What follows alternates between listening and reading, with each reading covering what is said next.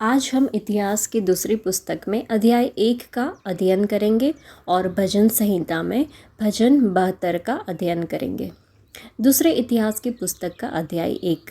सुलेमान के राज्य का आरंभ। दाऊद का पुत्र सुलेमान राज्य में स्थिर हो गया और उसका परमेश्वर यहोवा उसके संग रहा और उसको बहुत ही बढ़ाया। सुलेमान ने सारे इस्राएल से अर्थात सहस्त्रपतियों, शतपतियों, न्यायियों और इस्राएल के सब प्रधानों से जो पितरों के घराने के मुख्य मुख्य पुरुष थे बातें की।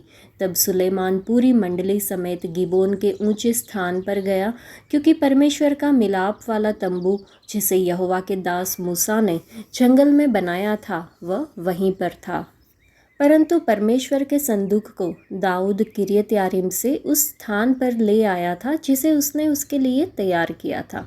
उसने तो उसके लिए यरूशलेम में एक तंबू खड़ा कराया था, पर पीतल की जो वेदी ऊरी के पुत्र बसलेल ने, जो हूर का पोता था, बनाई थी, वह गिबोन में यहोवा के निवास के सामने थी। इसलिए सुलेमान मंडली समेत उसके पास गया। सुलेमान ने वहीं उस पीतल की वेदी के पास जाकर, जो यहोवा के सामने मिलाप वाले तंबू के पास थी, उस पर 1000 होमबलि चढ़ाए।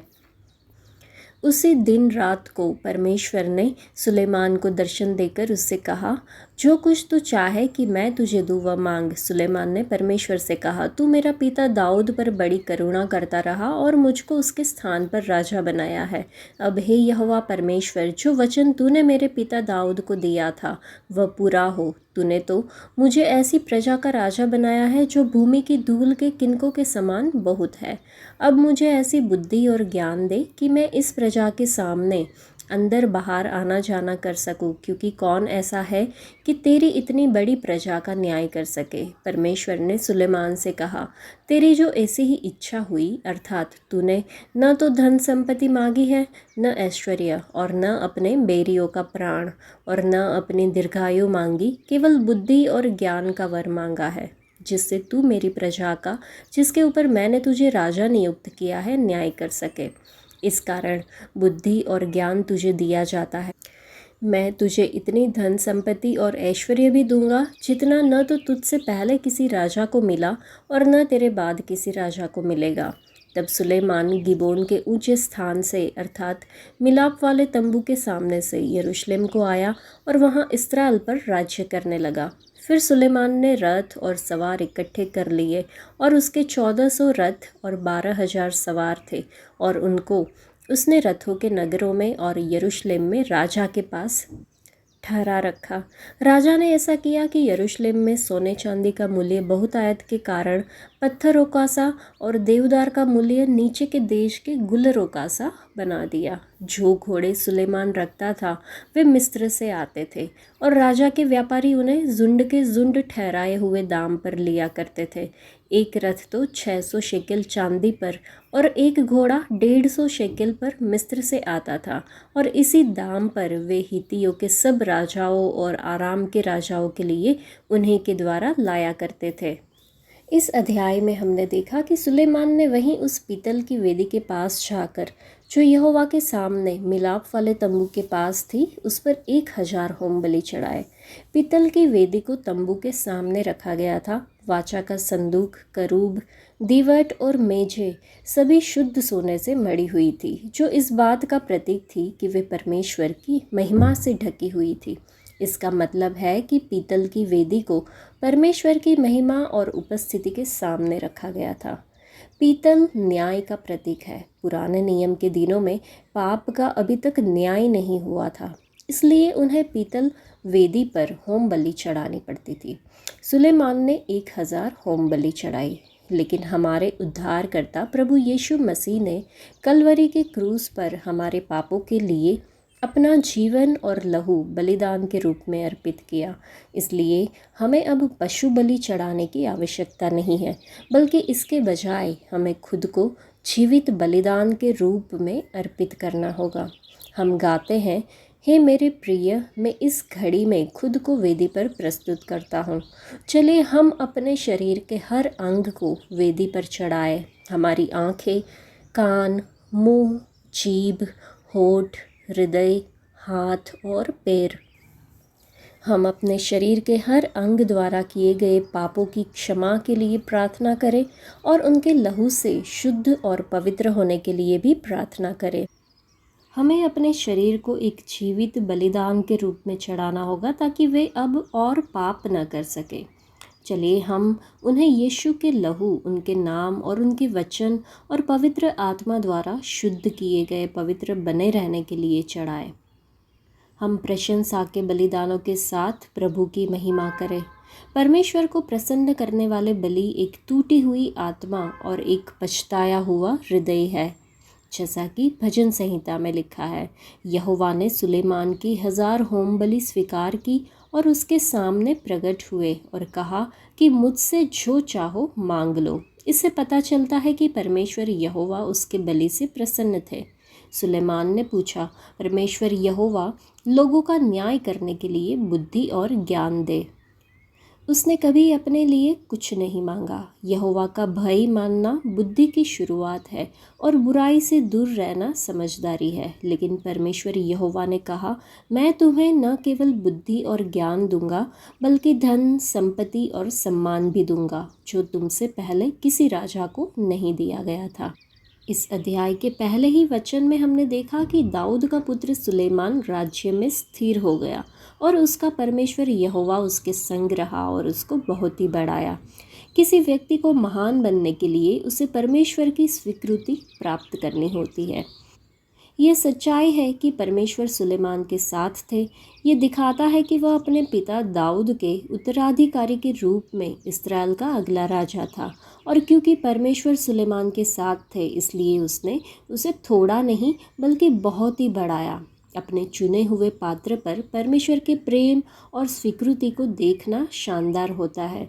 सुलेमान को यहोवा परमेश्वर ने सिंहासन पर चढ़ने के लिए चुना था, इसलिए उसने उससे प्रेम किया और उसे बहुत ही बढ़ाया। यह हम पर भी लागू होता है। यदि परमेश्वर आपको चुनते हैं तो वह आपको स्वीकार करते हैं और आपको महान भी बनाएंगे। इसलिए सुनिश्चित करें कि आप सुलेमान की तरह जीवन में बीच में उसे न छोड़ते हुए पूरी तरह से उनकी सच्चाई का पालन करके और उन पर चलते हुए उनके प्रेम का बलिदान करें। हमने यह भी देखा कि परमेश्वर ने उसे कहा कि केवल बुद्धि और ज्ञान का वर तूने मांगा है जिससे तू मेरी प्रजा का न्याय कर सके। इस कारण बुद्धि और ज्ञान तो तुझे दिया जाता है, लेकिन साथ में धन, संपत्ति और ऐश्वर्य भी दूंगा, जितना न तो तुझसे पहले किसी को मिला और न ही तुझसे बाद किसी को मिलेगा। तो सुलेमान उस समय इस्राएल का नया अभिषिक्त राजा था। सुलेमान के पिता दाऊद की मृत्यु हो गई थी। अब सुलेमान के पास राजा के रूप में सेवा करने के सारे अधिकार और जिम्मेदारियां थी। सुलेमान का दिल सही था। परमेश्वर महान कार्यों को पूरा करने के लिए इच्छुक और तैयार दिल वाले लोगों का उपयोग करते हैं। सुलेमान के लिए महान कार्य मंदिर का निर्माण करना था, जो परमेश्वर के लोगों के लिए विश्राम और क्षमा पाने के लिए एक पवित्र स्थान था। महान कार्य के लिए एक सही हृदय। पहले ही वचन में सुलेमान ने इस बात पर बहुत ही जोर दिया है कि सही दिल रखने का क्या मतलब है। सबसे पहली चीज़ जो वो करता है वह है यहोवा की आराधना। आराधना समर्पण का कार्य है। यह हमें इस्राएल के राजा बनने पर सुलेमान की प्राथमिकता आराधना थी। आराधना समर्पण का कार्य है। लिखा है कि यह मेरे बारे में नहीं बल्कि यह आपके बारे में है परमेश्वर। आराधना का अर्थ है परमेश्वर को केंद्र में रखना। आराधना में प्रार्थना के माध्यम से परमेश्वर की आवाज़ सुने और क्षमा मांगे, ये स्वीकार करते हुए कि हम पापी हैं और हमें अपने पापों पर विजय पाने के लिए यीशु मसीह की ज़रूरत है और हम उनकी इच्छा पूरी करना चाहते हैं। दूसरी चीज़ जो सुलेमान हमारे लिए आदर्श है वह है बुद्धि के लिए उसका अनुरोध। उस रात एक सपने में परमेश्वर सुलेमान से पूछते हैं कि वह क्या चाहता है। सुलेमान परमेश्वरीय बुद्धि की मांग करता है। आज अगर परमेश्वर हमसे कुछ पूछे कि आप जीवन में क्या चाहते हैं या आपको क्या खुशी देगा, लेकिन आज हम में से ज़्यादातर लोग उस सवाल का मतलब खोज रहे हैं। बुद्धि सुनने वाले दिल में आती है। जब हम सुलेमान के जीवन का अनुसरण करते हैं तो हम पाते हैं कि जब उसने परमेश्वर की बात सुनना बंद कर दिया तो बुद्धि सूख गई और चीज़ें बिखर गई। शायद हमारे मन में ये सवाल आ सकता है कि सुनने वाला दिल का क्या मतलब है, किसकी बात सुने। हमें खुद परमेश्वर की आवाज़ सुनने की ज़रूरत है। हम हर समय प्रार्थना में कैसे रह सकते हैं? हमें अपने जीवन में सुनने वाले दिल की खोज करनी है, उसे विकसित करना है। अगर हम अपनी दैनिक दिनचर्या में अपनी सभी मानसिक, भावनात्मक और आत्मिक क्षमताओं का उपयोग कर रहे हैं तो हम हमेशा प्रार्थना के करीब रहेंगे। तो हमें दिन भर के मुद्दों पर चलते समय सुनने वाला हृदय और प्रार्थनापूर्ण रवैया रखना चाहिए। हम दिन की शुरुआत प्रार्थना से करें, फिर हमारे पास पूरे दिन प्रार्थना के करीब रहने की बेहतर संभावना होगी। भजन 72। धर्मी राजा के शासनकाल की महिमा। सुलेमान का गीत। हे परमेश्वर, राजा को अपना नियम बता, राजपुत्र को अपनी धार्मिकता सिखला। वह तेरी प्रजा का न्याय धार्मिकता से और तेरे दिन लोगों का न्याय ठीक ठीक चुकाएगा। पहाड़ों और पहाड़ियों से प्रजा के लिए धार्मिकता के द्वारा शांति मिला करेगी। वह प्रजा के दिन लोगों का न्याय करेगा और दरिद्र लोगों को बचाएगा और अत्याचार करने वालों को चूर करेगा। जब तक सूर्य और चंद्रमा बने रहेंगे तब तक लोग पीढ़ी पीढ़ी तेरा भय मानते रहेंगे।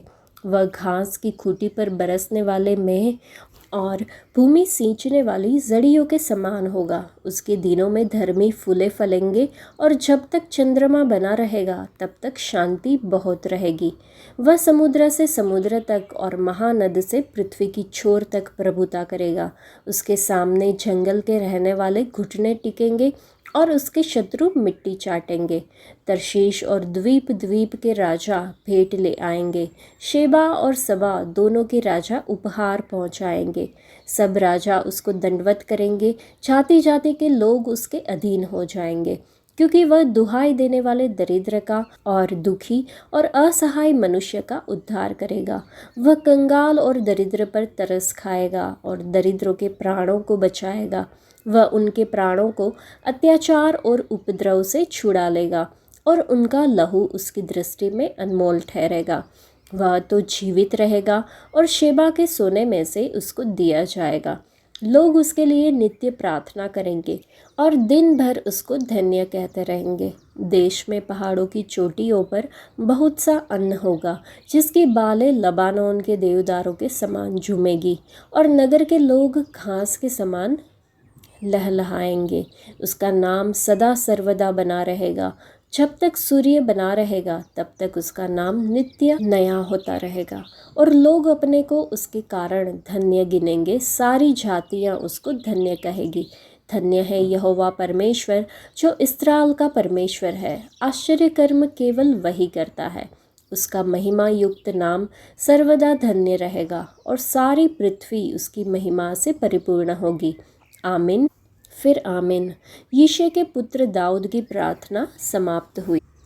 इस भजन की शुरुआत में राजा सुलेमान परमेश्वर से उसे इस्राएल के एक राजा के रूप में बुद्धिमानी पूर्ण न्याय करने की आशीष देने तथा परमेश्वर की धार्मिकता प्रदर्शित करते हुए शासन करने के लिए प्रार्थना करता है।